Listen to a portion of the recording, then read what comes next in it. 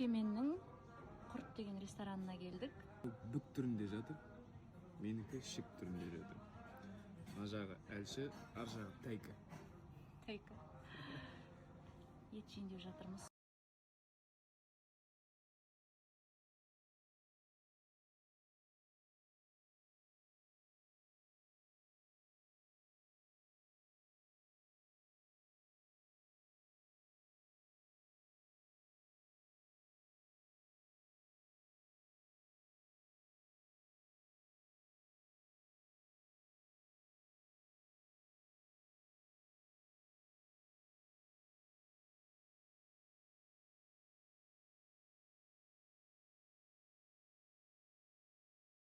Баха Астанадағы кафесіне келіп отырмыз.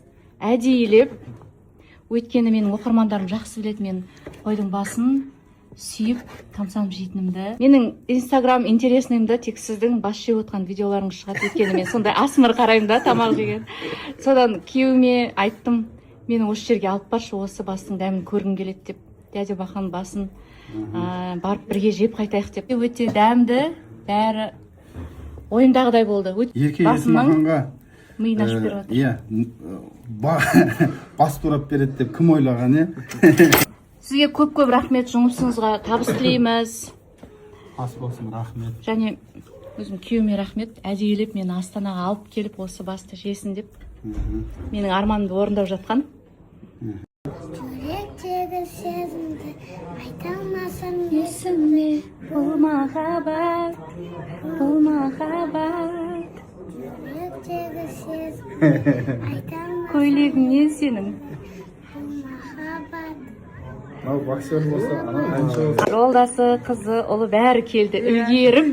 Және де Сатуарын тағып келді. ерке сатуар мойнында. Біз қаланың шетінде тұрамыз. Қаланың шетінен 100-бен келіпті. Водитель айтып жатыр ғой.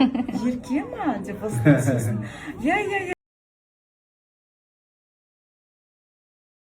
Отельдің ұжымы біздің келетінімізді регистрациядан біліп, осылай әдемі күтіп алып жатыр.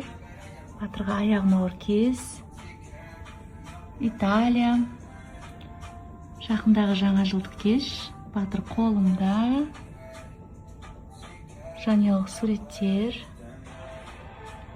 Құрметті Бақтыгереев мырза мен Есмахан ханым. Осылай үлкен кек жазып қойыпты. Рахмет.